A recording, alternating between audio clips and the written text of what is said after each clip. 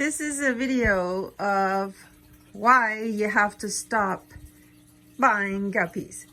So once you start breeding guppies, within the first 30 days, you're going to have a bunch of fry. And so you need to have your newborn tank. Now, this is for beginners, and it's also for people that don't have a lot of tanks and don't want to have a lot of tanks. Because if you're a professional breeder and you have 50 tanks, it's a whole different way of doing things, okay? So, if you're starting out and you don't have a lot of tanks, this is how you can, I'm gonna teach you a few shortcuts, okay? So it's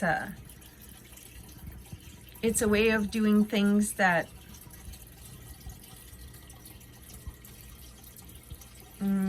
works the best if you don't have a lot of tanks or don't want to have a lot of tanks. Okay, so you set up a fry tank. So don't forget, when you start, you have to get your fry tank going ahead of time so it can cycle. So this is I'm just guessing it's a 2.5 because this is a 5 gallon. So I'm thinking this is about, you know, when you look at it, it's about half of the 5 gallon, okay? So this is your indispensable tool, that tiny little, I use that for feeding all my guppies, even the adults, okay? So I'm gonna take, I always give the newborn fry the luxury of powdering the fry food. So sorry if it goes out of focus. So I use glass to, so it was already a powder, but I powdered the powder, okay? And then I just go like this, and then I go like that. So I put a little bit of food, I'll just put a little bit more. So the food is floating, and this is my newborn tank. Now some of these are a week old now, but there's some new ones. Rule of thumb, this is the cheater rule of thumb, okay? So you wanna put newborns together, but at some point you can't keep filling up your newborn tank. You're gonna have to give them some time to grow together.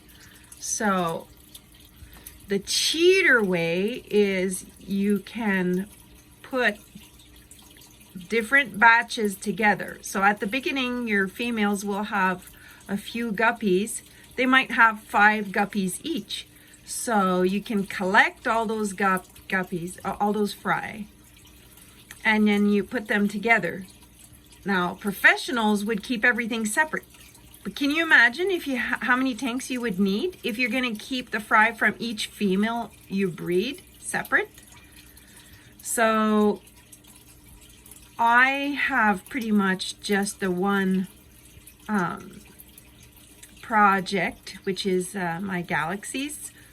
So I have different variations within the galaxies, but what I chose to do, and that works best for me, because I don't want to have a lot of tanks, is I put them all together, and when they're about 2 months old, then I separate them, because I know which one's which. But I have a little bit of experience to decipher that. However, if you're starting out, you might not have as much experience, but then you're limited in tank space, so you can do this cheat, okay, if you want to. But remember, at some point you're gonna have to stop putting the newborns together. So I figure you're good for about a month, and then in a month you have to take everything from this tank, and then you're gonna put it in your other tank. And this is my grow out, okay? So now I have bigger ones in there. Don't worry about the mess. I have to clean it So these are fry that are, well, basically from last month, and so, but there's some in there that are a little bit older, but none of what's in there can eat the others. So they're, as long as they're about within a month from each other, you should be able to keep them together. And I have live plants in there. They're kind of hanging onto the fake plants. So this is my little cheat filter. So I made this filter myself. So it's an ice cream pail, and it's full of gravel, and there's an old style filter in there, and I have all the different filtration that removes all the different things like ammonia and nitrates, and so I buried the old style filter into the gravel, and this is the pump. It's a pump for decorations, and I just got that at Value Village, the pump, for $5 because I knew it has a lot of basically sucking power, and I knew that if I put that in a fish tank that it would make an amazing filter. Okay, so but it's actually meant to have, you know, those little decorative cascades over rocks into your house. That's where it came from. Okay, so I threw out the decoration. Technically you could use it, but anyway, I threw it out and I just grabbed the pump. And I made my own super heavy duty filter. So it's all gravel in that ice cream pail. Eventually I'll have to switch the ice cream pail because it will get old. Anyway, and of course my Tupperware container. So that's the top. So you can see how it comes from a decoration. So anyway, it works, and I just cut the hole to size. So and so basically I already had the Tupperware, so that whole aquarium cost me $5. Yes, it can be done. Anyway, so back to the fry management. So that's I'm gonna call it my number 2 stage. And this it's about 10 gallons worth, and so this could hold, technically, you know, it would be great for about 50 to grow them until they're larger, and then you'll have to separate them. But I have a heavy duty filter, and I have a lot of live plants, so I can get away with a lot more than the average Joe in this setup, in this wonderful $5 setup.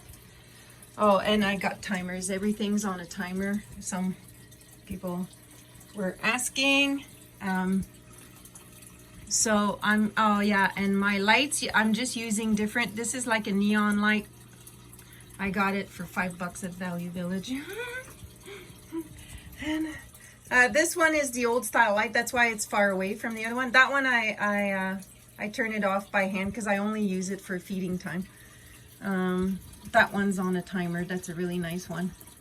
I absolutely love that setup. I'm going to show you the light. That light is fantastic. Okay. And my filter, I just use, you use whatever you get, right? I had that filter already. It's free. So it's actually meant for up to 20 gallons, and it's in a 5-gallon, but over filtration is fine. As long as you don't have too much current, but even a lot of current is okay too, once they're big. Anyway, that's a breeding tank. It's a project. So this is my half black. I call it my half black project. So I'm trying to experiment and see if I can increase the peduncle size of the half blacks, because that strain has, I don't like the peduncles, but it's an experiment, so I don't mix these. But even if I did mix the fry, the half black fry is super easy to remove. So once the fry are 2 months old, you can split up your half blacks away. So it's easy to remove them from the others. But anyway, this is a scientific experiment that I'm doing. I want to see if I can produce, well, A, if I can increase the peduncle size on the crappy females, and B, how many generations it takes before I achieve my goal, and C, I also want to see if I can produce half black AOCs, which, okay, I don't want to hear any comments about the peduncle on this thing because I hate it, but I did have a nice half black AOC tail, so it's a success. Now I'm just going to show you the peduncle does grow. Hang on a second. Where's the nice? Yeah, so see, if you breed them right, you can increase the peduncle. I lost the half black color, but I can gain it back later on. So it's the half black color is easy to get it back. So I just have to select a male that's very dark, and then I'll get the the super pitch black, half black. I'll get it again later. But the peduncle size is more important. So increasing the peduncle size, and how many generations does it take to increase your peduncle size? So, and of course I'm breeding them with my galaxies. My best male is in there. He's getting old now, so his tail is fraying slowly, but he's I just put him in there because I wanted to see if I could create the half black AOCs. I have a little one there. There's a little female. She's hungry right now, so she looks a little skinny, but we'll see what happens in there. Okay, so phase 3.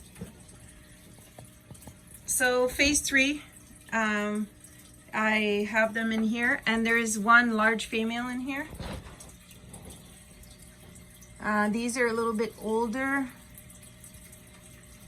so I put them together. Oh, there's my large female. Okay, the reason she's in here is because my tank upstairs in my living room is it was overpopulated, so I had to make some decisions. So I decided to put just this one breeding female. She's already pregnant. She does not require male. So she's a good producer. So I figured the phase 3 fry were old enough that she couldn't eat them. So I put her in here, and then it's planted. I have lots of hiding spots. Let me see if I can, there. So I have lots of hiding in here. Okay, so my thinking is I'm allowing her to stay in here so she can have her babies in here. And by the way, I'm cycling 2 filters in there, and if I ever need something in a hurry, I can use my sponge filter and stick it in a different tank, and it's already pre-cycled. Plus my tank is nice and doubly filtered. Okay, so phase 3, and then phase 4. So again, I have 2 filters in here, so I'll show you. There's the old style filter, and I see I have these cut to size mediums. That's the best way. Throw out whatever was in your filter and get those cut to size mediums. I have 3 different mediums. They each remove different chemicals. They remove different bad things. And then I have this one can go in my little jars, so you can put this filter inside like a small little container. So this filter is already pre-cycled and ready to go in case if I need it to go. So, and I have an adult female in here, and I have 2 males to breed that adult female, and it's a grow out for my phase 4, and then I'll show you phase 5 upstairs. Phase 5, that's my breeding tank. So whenever anything is born in here, I remove it. And I was teaching someone about my little hospital or separation tank. So whenever you switched fish, okay, so you can put them in a peanut butter jar, and of course it has to be super, super clean. And you can float it in there. You leave about 1 inch on top, and you can float any fish in there, and you can use this as a quarantine, hospital, medication, or when you're just switching tanks. Okay, so if you're switching a fish. So anyway, this is my, and there's so I have fry that's born in there, but I take them out after they're born. So whenever I see fry in here, I just remove them, and I put them downstairs in my nursery. Okay, so that's phase 5. It's my breeding tank.